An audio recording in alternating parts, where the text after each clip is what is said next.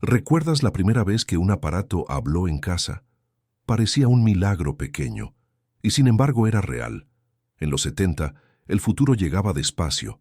A veces llegaba en una caja de cartón duro o en una bolsa de galerías preciados. El plástico olía a nuevo. El metal estaba frío en la mano, y el clic del botón sonaba como promesa. Tenías pocos juguetes, pero cada uno tenía vida propia.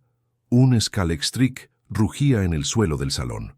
Un Cinexin hacía temblar la pared con sombras. La tele en blanco y negro zumbaba suave, y el carrusel deportivo sonaba de fondo un domingo. La contradicción era esa: había menos cosas, pero había más mundo dentro de cada cosa. La espera también era parte del juego. Esperabas a que abrieran la tienda.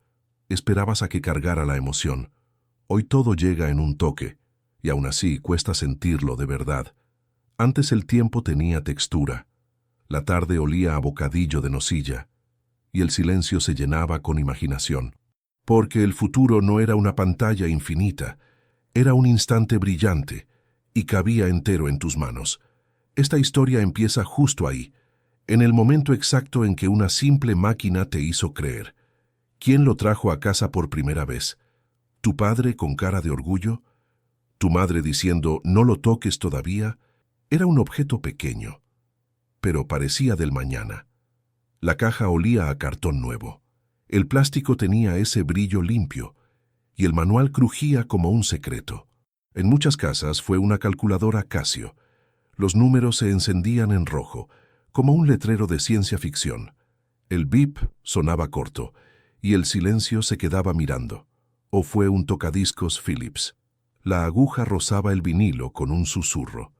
El salón se llenaba de Julio Iglesias, o de Camilo Sesto. Y tú pensabas que la música vivía dentro. A veces fue la televisión color Telefunken. La imagen temblaba un segundo. Luego aparecía 1, 2, 3. Y todos se sentaban como si fuera misa. Lo increíble era la sorpresa. No era rutina, no era otra cosa más. Era un acontecimiento, una visita del futuro a la mesa del comedor. Hoy todo se enciende solo, y casi nadie se detiene a escuchar. Antes una luz roja bastaba para sentir que el mundo cambiaba. Si esto te está tocando por dentro, suscríbete ahora y quédate conmigo. Aquí vamos a abrir esos recuerdos con calma. Y espera, porque después llegó el juguete que convirtió la tele en un juego. ¿Te acuerdas de mirar una caja y ver un mundo entero? No hacía falta mucho, hacía falta ganas. Las reglas eran simples y por eso funcionaban. Un parchís sobre la mesa de formica, las fichas frías entre los dedos, el dado sonando contra el vaso y el grito de 6 como victoria. También estaba el mecano, piezas metálicas con olor a hierro, tornillos diminutos, el destornillador apretando la mano, y de pronto un coche, o un puente, o una máquina imposible que solo existía en tu cabeza. Y el tente. Bloques duros, colores vivos, el clac perfecto al encajar. Construías una nave. Luego era un castillo. Luego era una ciudad entera en el suelo del pasillo. En la calle, una peonza y una tiza bastaban. El roce del cordel quemaba un poco. La acera era tu tablero. Los niños ponían las reglas, y el tiempo se olvidaba del reloj. La magia estaba en completar el juguete. Tú ponías la historia. Tú ponías las voces. Tú ponías el peligro. Nadie te daba efectos especiales. Los inventabas. Hoy todo viene terminado. Con luces, sonidos y pantallas sin fin. Antes, con menos estímulos, la mente hacía más. Y eso se sentía como libertad. Y entonces pasó algo curioso. Un día, la televisión dejó de ser solo para mirar. ¿Recuerdas la primera vez que la tele respondió? No era una película, no era un concurso, era otra cosa. La televisión dejaba de ser solo mirar. De pronto, tú mandabas. La pantalla esperaba tu movimiento, y eso daba un vértigo dulce. En muchas casas fue con la Atari 2600. El cartucho entraba duro. Hacía falta soplar un poco. El clac del interruptor sonaba serio, y la imagen aparecía simple, pero parecía infinita. Otros la vieron con una consola de Magnavox. líneas y puntos en la pantalla, y aún así todos se quedaban quietos, como si estuvieran viendo nacer algo nuevo.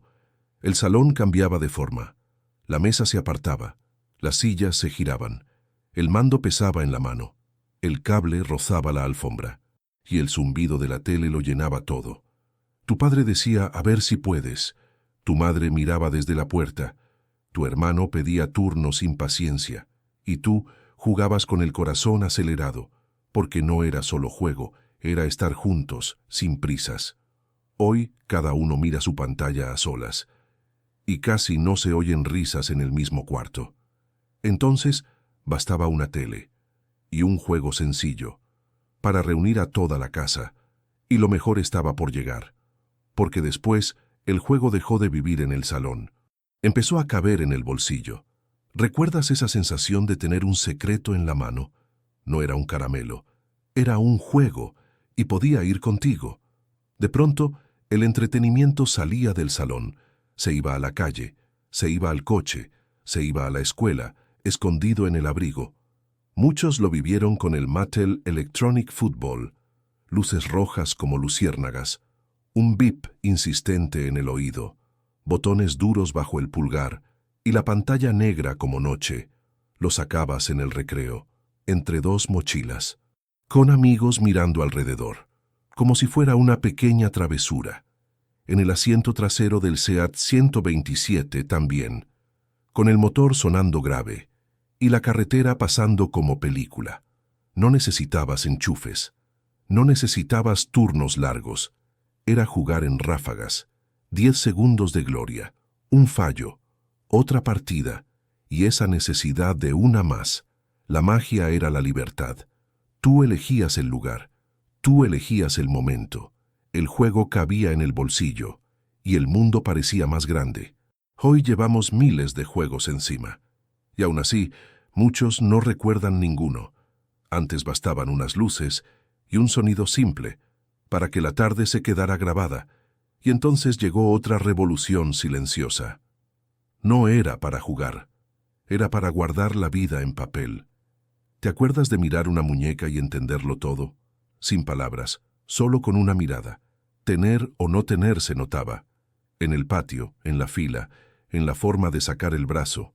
Un reloj digital Casio lo cambiaba todo. La correa olía a goma nueva, el cristal frío tocaba la piel, y el botón hacía clic con autoridad. La hora brillaba en rojo o verde, como si llevaras el futuro puesto. También estaban los sueños de Navidad. Una Atari 2600 en el catálogo de El Corte Inglés. La foto perfecta, el deseo silencioso, y esa frase de casa que dolía. Este año no se puede. Quien lo tenía, lo enseñaba poco. Orgullo discreto, como quien guarda un tesoro.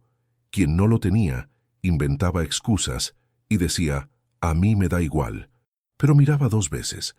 Las comparaciones eran pequeñas, pero se quedaban dentro. Un mando prestado 5 minutos, un reloj que dejaban tocar 1 segundo, y esa sensación de estar cerca de algo importante. Hoy el estatus cambia cada semana, y nadie se impresiona mucho tiempo. Entonces un solo objeto duraba años, y marcaba recuerdos enteros.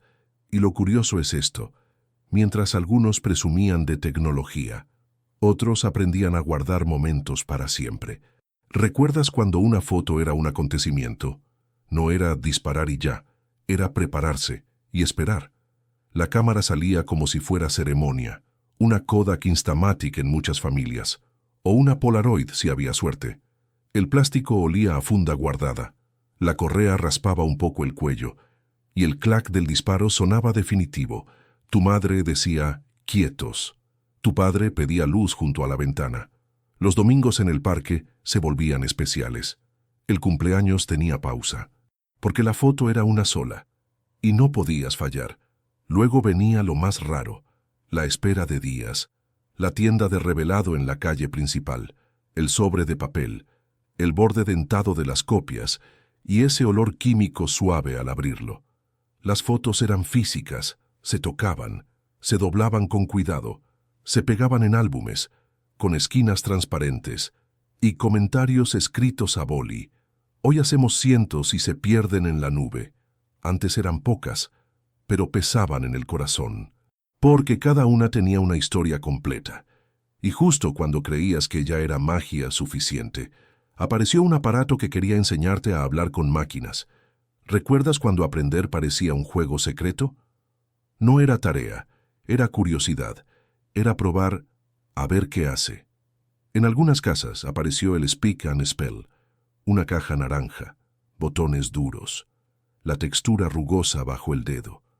La voz electrónica salía metálica, como un robot amable en la mesa. Decías una letra, la máquina contestaba, y tú te reías con sorpresa, porque no era un profesor, era un juguete que te escuchaba. También estaban las calculadoras Casio, las usabas para sumar de mentira, para escribir números al revés, y sentirte listo sin darte cuenta. El sonido del bip marcaba el ritmo, y la pantalla roja parecía ciencia. Muchos aprendieron así, jugando con letras, jugando con números, jugando con preguntas pequeñas y sin miedo a equivocarse. La educación entraba por la puerta correcta, la de la diversión, la de otra vez, la de déjame probar yo, y esa chispa quedaba encendida. Hoy todo es rápido, y la paciencia cuesta más. Entonces aprender tenía pausa, tenía asombro, y se sentía como descubrir un truco, y cuando la tecnología empezó a hablarte, también empezó a cambiar tu forma de elegir, hasta con un solo botón. Hoy todo va rápido, demasiado rápido, y casi nadie lo nota. Antes, encender algo era un acto. Había un clic, había un zumbido, había una espera corta. Y ese segundo sabía a promesa. Ahora todo aparece al instante. Un toque, una pantalla, y ya está, sin ceremonia, sin silencio. También cambió lo que guardamos. Antes tenías un álbum con fotos contadas, las tocabas con cuidado, oías el papel, oías tu propia memoria. Hoy hacemos cientos y se pierden en carpetas sin nombre. Cambió hasta lo que dura. Un Casio podía acompañarte años. Una consola se quedaba en casa como mueble. Un juguete pasaba a tu hermano. Hoy muchas cosas nacen para agotarse y morir rápido. Pero no todo es pérdida. Ganamos comodidad, ganamos acceso, ganamos comunicación. Eso es verdad. El problema es otro, que a veces ganamos tanto, que dejamos de sentirlo. Lo difícil no es tener tecnología, es que no te robe la atención, porque la felicidad no estaba en el aparato, estaba en la tarde lenta, en la familia cerca, y en el asombro compartido. Y por eso queda una pregunta. Si tu infancia tuvo tan poco, ¿por qué la recuerdas como si tuviera tanto?